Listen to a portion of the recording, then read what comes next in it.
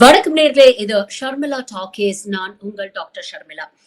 2 நாள் முன்னால leader of opposition ராகுல் காந்தி ஒரு கடுமையான குற்றச்சாட்டை ஸ்பீக்கர் ஓம் பிர்லா மேல வைக்கிறாரு.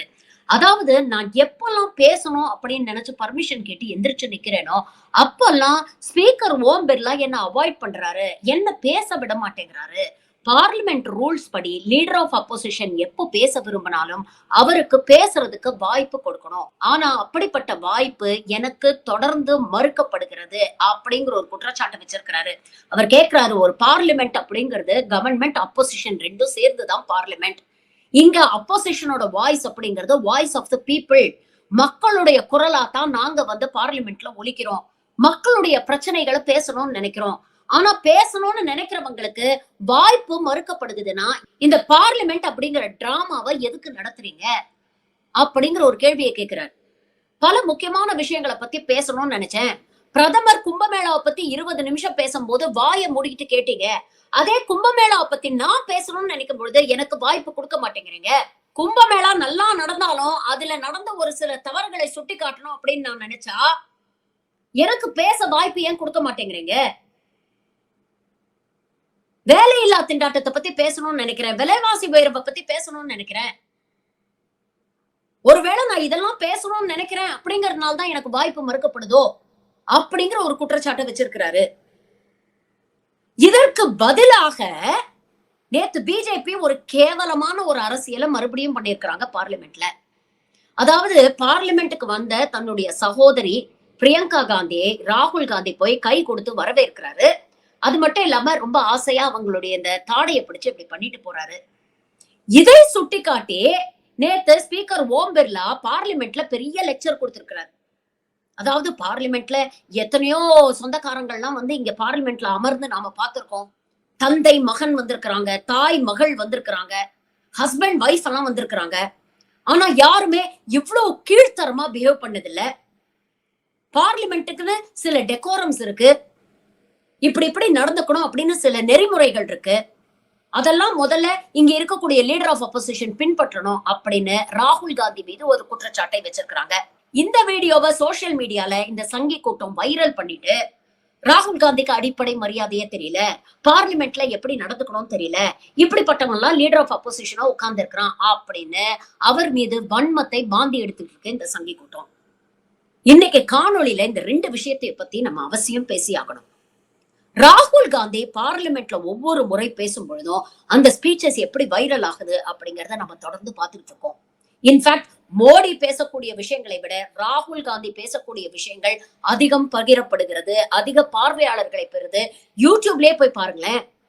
பார்லிமெண்ட் ஸ்பீச்சஸ்ல ராகுல் காந்தியோட ஸ்பீச்சஸ் எடுத்து பாத்தீங்கன்னா வியூஸ் அப்படியே அள்ளிட்டு போகுது. ஏன்னா மக்கள் ஐடென்டிஃபை பண்றாங்க. மக்கள் சார்ந்த விஷயங்கள், மக்கள் சம்பந்தப்பட்ட விஷயங்கள், மக்களுடைய பிரச்சனைகளை பிரதானப்படுத்தி ராகுல் காந்தி பேசுறாரு. வேலையில்லா திண்டாட்டத்தை பத்தி பேசுறாரு, விலைவாசி உயர்வை பத்தி பேசுறாரு, எக்கானமி எந்த அளவுக்கு அதல பாதாளத்துக்கு போயிருக்கு அப்படிங்கறத பத்தி பேசுறாரு. சாதிவாரி கணக்கெடுப்பு எப்ப எடுப்பீங்கன்னு கேக்குறாரு, சென்சஸ் எப்ப எடுப்பீங்கன்னு கேக்குறாரு, மொழி பிரச்சனைகளை பத்தி பேசுறாரு, டீலிமிட்டேஷனை பத்தி பேசுறாரு, மாநிலங்களுக்கு வர வேண்டிய வரி பகிர்வை பத்தி பேசுறாரு. இப்படி மக்கள் சார்ந்த விஷயங்கள் எல்லாத்தையும் தொடர்ந்து ராகுல் காந்தி பேசுறாரு. அதை இந்த சங்கி கூட்டத்தினால ஜீரணிக்கவே முடியல.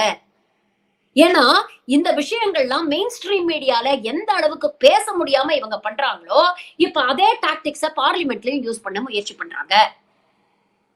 மெயின் ஸ்ட்ரீம் மீடியால இந்த பிரச்சனைகள் எல்லாம் ஒதுக்கி வச்சிருவாங்க. 400 வருஷத்துக்கு முன்னால அவுரங்கசீப்புடைய கல்லறைய எப்படி இடிக்கலாம் அப்படிங்கறத பத்தி 1 மணி நேரம் டிஸ்கஸ் பண்ணுவாங்க, 1 மணி நேரம் டிபேட் நடத்துவாங்க. உப்பு சப்பில்லாத விஷயத்தெல்லாம் தூக்கிட்டு மக்களுடைய கவனத்தை திசை திருப்ப முயற்சி செய்வாங்க. ஆனா பார்லிமெண்ட்ல அது நடக்காது இல்லையா? பார்லிமெண்ட்ல எதிர்க்கட்சி தலைவர்கள், அதுவும் குறிப்பாக லீடர் ஆஃப் அப்போசிஷன், மக்கள் சார்ந்த விஷயங்களை தொடர்ந்து கேள்வி எழுப்புவாங்க. இந்த அரசாங்கம் செய்யாதத செய்ய மறுக்கிற, செய்ய வேண்டிய விஷயங்களை பத்தி தொடர்ந்து கேள்வி கேட்பாங்க. இன்னைக்கு இந்தியா கூட்டணியில எத்தனையோ கட்சிகள் இருந்தாலும், அவங்களுக்கு எவ்வளவோ ரெப்ரசன்டேஷன் இருந்தாலும், ராகுல் காந்தி மாதிரி ஒரு யங் டைனமிக் பொலிட்டீஷியனை லீடர் ஆஃப் அப்போசிஷனா ஏன் உட்கார வச்சிருக்கிறாங்க? ஏன்னா தொடர்ந்து எந்தவித காம்ப்ரமைஸும் இல்லாம இந்த சங்கிங்களை தினம் தினம் அந்த மனுஷன் சங்கிலியே மிதிக்கிறாரு. இதை இவங்களால ஜீரணிக்க முடியல. ஓம் பிர்லா வெறும் கருவிதான், அம்புதான். இந்த அம்பை எய்தவர் யாரு அப்படிங்கறது நம்ம எல்லாருக்குமே நல்லாவே தெரியும். அவரையும் ராகுல் காந்தியும் கம்பேர் பண்ணி பாருங்களேன். ஒரு நாட்டுடைய பிரதமரா 10 வருஷத்துக்கு மேல இருந்துட்டாருங்க. ஆனா இன்னி தேதி வரைக்கும் பிரஸ் மீட் பண்ணி அன்ஸ்கிரிப்டட் கொஸ்டின்ஸுக்கு அவங்க கேட்கக்கூடிய கேள்விக்கு பதில் சொல்ல அந்த மனுஷனுக்கு தைரியம் இருக்கா? சரி, நீங்க பிரஸ் மீட் பண்ணலனாலும் பரவாயில்ல, மேடைகள்ல போய் பேசுறீங்க, வெளிநாடுக்கு போறீங்க. இப்ப ரீசெண்டா அமெரிக்காவுக்கு போயிட்டு வந்தாரு பார்த்தோம். அங்கே பத்திரிகையாளர்கள் கேட்கக்கூடிய கேள்விக்கு சரளமா, தைரியமா, சப்ஸ்டன்ஸோட பதில் சொல்ல முடிஞ்சதா? எந்த அளவுக்கு திணறாரு அப்படிங்கறத நம்ம பார்த்தோம்ல. அதானி விஷயத்தை பத்தி கேட்டா அடுத்தவங்களோட பர்சனல் இஷ்யூ பத்தி எல்லாம் நாங்க பேச விரும்பல அப்படின்னு பேசுறாரு. ட்ரம்ப் வெச்சு செய்யறாரு. ஆனா அதுக்கு ரியாக்ட் பண்ண கூட தெரியாம இந்த மனுஷன் பெப்ப பெப்பன்னு முழிக்கிறார். இதுதாங்க இந்த நாட்டுடைய பிரதமர். 10 வருஷமா மோடி விஸ்வகுரு அப்படிங்கிற ஒரு பிம்பத்தை ஏற்படுத்தி அதுக்கு பின்னால நின்னு ஒரு 10 பேர் முட்டு கொடுத்து அதை தூக்கி நிறுத்தி வச்சிருக்கிறாங்க. ஒரு நாட்டுடைய பிரதமராக நாம அதிகம் மோடியை எப்படி பார்த்திருக்கோம் யோசிச்சு பாருங்க. மந்தாரா ஜூவை போய் இனாகிரேட் பண்ணி அங்க சிங்கத்தோட கொஞ்சிக்கிட்டு இருப்பாரு. இல்லன்னா கும்பமேளாவை போய் முங்கி எழுந்து அங்க ஒரு சீனை போட்டுட்டு இருப்பாரு. இல்லன்னா நேரா இங்க கிளம்பி வந்து விவேகானந்தர் பாறையில உட்கார்ந்து தியானம் பண்றேன்னு சீனை போடுவாரு. இல்ல செங்கோலை தூக்கிட்டு நாடாளுமன்றத்துக்குள்ள போறேன் அப்படின்னு சீனை போடுவாரு. விதவிதமான காஸ்டியூம்ல விதவிதமான சீன்ல தான் நம்ம பார்த்திருக்கிறோம். என்னைக்காவது உட்கார்ந்து பத்திரிகையாளர்களோடயோ இல்ல மாசம் மன் கி பாத் அப்படிங்கிற பேர்ல இந்த ஆளு என்னெல்லாம் நினைக்கிறாரோ அதெல்லாம் வந்து ஸ்கிரிப்டா எழுதி வச்சு அதை உளறிட்டு போயிருவாரு. அப்படி இல்லையா ஸ்கிரிப்டட் இன்டர்வியூஸ். கடந்த 2024 தேர்தல்ல பாருங்களேன், பிரைம் மினிஸ்டர் ஆபீஸ்ல இவரை இன்டர்வியூ பண்றதுக்குன்னு ஃபுல் ஸ்டுடியோ செட்டப் ரெடி பண்ணி வச்சிருக்காங்க அப்படின்னு நான் சொல்லலங்க. மூத்த பத்திரிகையாளர் ராஜ்தீப் சர்தேசாய் அவருடைய புத்தகத்துல பதிவு பண்ணியிருக்கிறார். பிரைம் மினிஸ்டர் ஆபீஸ்க்கு போறீங்களா, கேமரா முதல் கொண்டு எடிட்டிங் முதல் கொண்டு ஃபுல் செட்டப் ரெடியா இருக்கும். இதுதான் நீங்க கேட்க வேண்டிய கேள்விகள் அப்படின்னு எங்க கிட்ட கொடுத்துருவாங்க. இந்த கேள்விகளை தாண்டி ஒரு கமா ஒரு ஃபுல் ஸ்டாப் கூட நாங்க சொல்ல முடியாது. இந்த கேள்விகளுக்கு என்ன பதில தயார் செஞ்சு வச்சிருக்கலாங்களோ அதை அப்படியே மோடி வந்து வாந்தி எடுத்துருவாரு. இத ஷூட் பண்ணி எடிட் பண்ணி எடிட்டட் ஃபுட்டேஜ தான் எங்க கிட்ட கொடுப்பாங்க டெலிகாஸ்டுக்கு. ரா ஃபுட்டேஜ் கூட எங்க கிட்ட இருக்காது அப்படிங்கறத ராஜ்தீப் சர்தேசாய் பதிவு பண்ணியிருக்கிறாரு. அப்போ எந்த அளவுக்கு மோடியை பாதுகாக்க இந்த என்டையர் பிஜேபி ஈகோ சிஸ்டம் வேலை செய்யுதுன்னு பாருங்க. இதற்கு நேர் எதிராக ராகுல் காந்தி 2 மிகப்பெரிய யாத்திரைகள் போனாருங்க. லட்சக்கணக்கான மக்களை சந்திச்சாரு. தினம் பிரஸ் சந்திச்சாரு. தினம் மக்கள் சார்ந்த பிரச்சனைகளை பிரஸ் முன்னால வைக்கிறாரு. பாஜகவுடைய பிரிவினைவாத அரசியல், பாஜகவுடைய வன்ம அரசியல், பாஜக சிறுபான்மையினர் தலித்துகளுக்கு எதிராக காட்டக்கூடிய வன்மம், இது எல்லாத்தையும் தொடர்ந்து பேசுறாருங்க. மக்களோட மக்கள் பிரதிநிதியா இருக்கிறாரு. என்ன வேணா டாபிக் எடுங்களேன், தெளிவா பேசுறாருங்க. அந்த விஷயங்களை உணர்ந்து புரிஞ்சு பேசுறாரு. உதாரணத்துக்கு ஆர்டிபிஷியல் இன்டெலிஜென்ஸ் ஏஐ அப்படின்னா மோடி என்ன தெரியுமா சொன்னாரு? அமெரிக்கா இந்தியா அப்படின்னு அங்க போய் கெக்க பெக்கன்னு சிரிச்சுக்கிட்டு சொன்னாரு. அது மட்டும் இல்லாம இங்க என்ன தெரியுமா சொன்னாரு? வட இந்தியர்கள் வந்து தங்களுடைய தாயை வந்து ஆயின்னு கூப்பிடுவாங்க, அதுவும் ஏஐ தான், அதனால அந்த காலத்திலேயே நாங்க ஏஐ பயன்படுத்திட்டோம் அப்படின்னு பேசுறாரு. ஆனா ராகுல் காந்தி ரொம்ப தெளிவா ஆர்டிபிஷியல் இன்டெலிஜென்ஸ பத்தி பேசுறாரு. ஆர்டிபிஷியல் இன்டெலிஜென்ஸ் அப்படிங்கிறது டேட்டாவின் அடிப்படையில் இயங்குகிறது.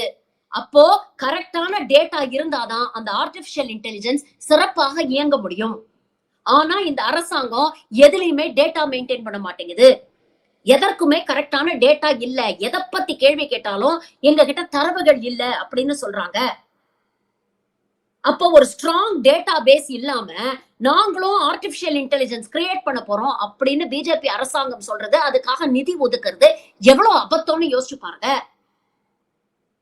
எந்த அடிப்படையும் இல்லாம ஒரு ஸ்ட்ராங் டேட்டா பேஸ் இல்லாம ஒரு ஏஐ நீங்க கிரியேட் பண்ணிட்டு அத உலக நாடுகளோட நீங்க போட்டி போடணும்னு நினைச்சீங்கன்னா அது எவ்வளவு அபத்தம் அப்படின்னு பார்லிமெண்ட்ல பேசுறாருங்க அவரு. இது வெறும் உதாரணம் தான். இப்படி எத்தனையோ டாபிக்ஸ். ஒரு மேடையில நீங்க ஒரு பக்கம் நரேந்திர மோடியும் ஒரு பக்கம் ராகுல் காந்தியும் உட்கார வச்சு ஒரு டிபேட் நடத்தி பாருங்களேன். அன்எம்ப்ளாய்மெண்டா இருக்கட்டும், இன்ஃபிளேஷனா இருக்கட்டும், டிமானிட்டைசேஷனா இருக்கட்டும், ஜிஎஸ்டியா இருக்கட்டும், கேஸ்ட் சென்சஸா இருக்கட்டும், டீலிமிட்டேஷனா இருக்கட்டும், மாநில பிரச்சனைகளா இருக்கட்டும், மொழி பிரச்சனைகளா இருக்கட்டும், சிறுபான்மையர் பிரச்சனைகளா இருக்கட்டும், தலித் பிரச்சனைகளா இருக்கட்டும், ஆதிவாசி பிரச்சனைகளா இருக்கட்டும், எல்லாத்துலயும் ராகுல் காந்தி தெளிவா பேசுவார். ஆனா ஒரு ஸ்கிரிப்ட் இல்லாம, ஒரு டெலிபிராம்ப்டர் இல்லாம மோடியால ஒரு வார்த்தை பேச முடியுமா? பேச முடியும். என்ன பேசுவார்னா, இஸ்லாமியர்களுக்கு எதிராகவும், சிறுபான்மையருக்கு எதிராகவும், தலித்துகளுக்கு எதிராகவும் வெறுப்பையும் வன்மத்தையும் கொட்டுவாரு. உங்க வீட்டுல இருக்கிற ஆடு மாடு திருடிட்டு போயிடுவாங்க. நீங்க சட்டியில சேர்த்து வச்சிருக்கிற பணத்தை திருடிட்டு போயிடுவாங்க.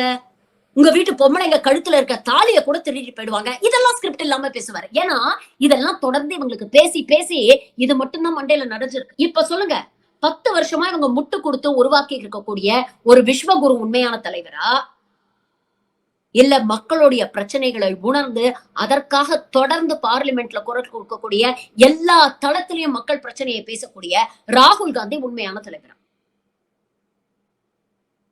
இந்த ராகுல் காந்தியுடைய ஆளுமைதான் இவங்களுக்கு பீதியும் பேதியும் ஏற்படுத்துது. அந்த பயத்துலதான் எங்க மக்கள் பிரச்சனையை தொடர்ந்து இவங்க பார்லிமெண்ட்ல பேசுறதுனால நமக்கு கடுமையான பின்னடைவு ஏற்படுத்துமோ. ஏற்கனவே மைனாரிட்டி கவர்மெண்டா நம்மள சுருக்கிட்டாங்க. இனியும் இவங்களை பேச விட்டா இன்னமும் பாஜகவுக்கு பின்னடைவு தான் ஏற்படும் அப்படிங்கிற பயத்திலையும் அச்சத்தினாலையும் தான் இந்த கோழை கும்பல் லீடர் ஆஃப் அப்போசிஷனுக்கு பார்லிமெண்ட்ல பேசக்கூடிய உரிமையை தட்டி பறிக்கிறது மறுக்கிறது. ராகுல் காந்தியோடைய நடவடிக்கைக்காக ஓம் பிர்லா அவர் கண்டிக்கிறாரு. பிரதமர் மோடி பார்லிமெண்ட்ல எப்படி நடந்துக்கிட்டாரு அப்படிங்கிறதுக்கு ஒரு சில கிளிப்பிங்ஸ் போடுறேன் பாருங்க. ஒரு பெண் எம்பியை எப்படி தலையில தட்டி கொடுக்கிறாரு அப்படின்னு பாருங்க. இதெல்லாம் டெக்கோரம்ல வராதா சார்? ராகுல் காந்திய மிமிக் பண்றேன் அப்படின்னு எவ்வளவு கேவலமா அசிங்கமா அவமானப்படுத்தாரு. இந்த வீடியோ பாருங்க. இதெல்லாம் டெக்கோரம்ல வராதா சார்? பாஜக எம்பி ரமேஷ் பிதுரி ஒரு சிறுபான்மை எம்பி டேனிஷ் அலியை பார்த்து நேரடியாக பார்லிமெண்ட்ல நீங்க ஒரு டெரரிஸ்ட் அப்படின்னு பேசுறாரு. இதெல்லாம் பார்லிமெண்ட் டெக்கோரம்ல வராதா சார்? மோடி உள்ள பார்லிமெண்ட்டுக்குள்ள நுழையும் போது பாஜக எம்பிக்கள்லாம் எழுந்து நின்னு மோடி மோடி மோடி அப்படின்னு கோஷம் போடுறாங்க, மந்திரம் சொல்றாங்க. இதெல்லாம் பார்லிமெண்ட் டெக்கோரம்ல வராதா சார்? இதெல்லாம் உங்க கண்ணுக்கு தெரியாதா? இதெல்லாம் விட்டுட்டு யதார்த்தமாக தன்னுடைய தங்கையுடைய தாடைய பிடிச்சு அவருடைய அன்பை வெளிப்படுத்துறாரு. அத கொச்சப்படுத்துறீங்களே, நீங்க எல்லாம் உண்மையிலேயே மனுஷங்க தானா? டெக்கோரம பத்தி பேச இந்த சங்கிகளுக்கு தகுதியே கிடையாது. ஆனா இந்த டிராமா எல்லாம் எதுக்கு செய்யறாங்க தெரியுமா? பிரச்சனையில இருந்து மக்களுடைய கவனத்தை திசை திருப்ப. ஏன்னா இவங்களுக்கு தெரிஞ்ச அரசியல் இதுதான். யாராவது ஒருத்தர் இவங்களுடைய அரசாங்கத்தை நோக்கி ஒரு விமர்சனம் வச்சாலோ கேள்வி கேட்டாலோ உடனே அவங்களை பர்சனலா அட்டாக் பண்ண வேண்டியது, அவங்க கேரக்டர் அசாசினேட் பண்ண வேண்டியது, அவங்களை சிறுமைப்படுத்த வேண்டியது, அவங்கள அவமானப்படுத்த வேண்டியது, இதைதான் கடந்த 10-12 வருஷமா செஞ்சுட்டு இருக்காங்க. இனிமேலும் இதைத்தான் செய்வாங்க. ஏன்னா இதை தாண்டி ஒரு ஆக்கப்பூர்வமான அரசியல் இவங்களுக்கு தெரியாது. தலைவர்கள் எவ்வழியோ பின்பற்றக்கூடியவர்கள் அவ்வழியா தானே இருப்பாங்க.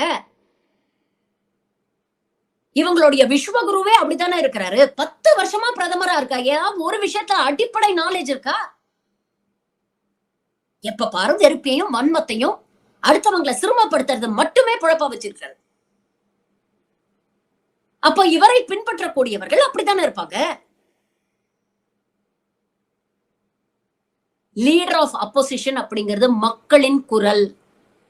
ஒரு டெமோக்ரஸில ஆளும் அரசாங்கத்தை கேள்வி கேட்கக்கூடிய உரிமை மக்களுக்கு இருக்கு. ஏன்னா ஒரு democracy is by the people, for the people, of the people. இன்னைக்கு மக்கள் சார்ந்த பிரச்சனையில மக்கள் கேட்க வேண்டிய கேள்விகளுக்கு மக்களோட குரலாக பார்லிமெண்ட்ல ராகுல் காந்தி முழிச்சுக்கிட்டு இருக்காரு. இன்னைக்கு ராகுல் காந்தியோடைய குரவலைய நெரிக்கணும் அப்படின்னு இவங்க முயற்சி பண்றாங்கன்னா அது மக்களுடைய குரவலைய நெரிக்கிறதுக்கு சமம். மக்களுடைய குரலை மௌனமாக்கணும்னு நினைக்கிறாங்க. இந்த மிஸ்டர் நரேந்திர மோடி யூபிஏ ஆட்சி காலத்துல மன்மோகன் சிங்கை நோக்கி விமர்சனம் வச்சாரு. மன்மோகன் சிங் பேசவே மாட்டேங்கிறாங்க, மன்மோகன் சிங் மௌனமான பிரதமர் அப்படின்லாம் பேசுறாரு. நீங்க எங்க சார் பேசுறீங்க? என்னைக்கு பேசிருக்கீங்க? இல்ல மக்கள் சார்ந்த பிரச்சனையை என்னைக்கு பேசிருக்கீங்க? மக்கள் சார்ந்த பிரச்சனையை பேச வேண்டியவங்கள என்னைக்கு பேச விட்டுருக்கீங்க? மன்மோகன் சிங் ஒரு பெரிய பொருளாதார மேதை, ஒரு அனுபவம் வாய்ந்த ஒரு அரசியல்வாதி. எங்க பேசணும், எங்க மௌனமா இருக்கணும் அப்படிங்கிறது அவருக்கு நல்லாவே தெரியும். அதனாலதான் தன் வாழும் காலத்திலேயே சொன்னாரு, நான் இப்ப மௌனமா இருக்கலாம், ஆனா என் மரணத்துக்கு அப்புறம் வரலாறு கண்டிப்பாக என்னை பற்றி பேசும் அப்படின்னு சொன்னார். இன்னைக்கு வரலாறு அவரை எவ்வளவு வாழ்த்தி பேசுது தெரியுமா? ஒரு நல்ல விஷயத்தோட முக்கியத்துவத்தை, அதோட தன்மையை நம்ம உணராம விட்டுட்டோமே அப்படின்னு அன்னைக்கு மக்கள் வருத்தப்படுவாங்க. 10 வருஷத்துக்கு அப்புறம் இன்னைக்கு மக்களுடைய நிலைமை இதுதான். மன்மோகன் சிங் எங்க, மோடி எங்க?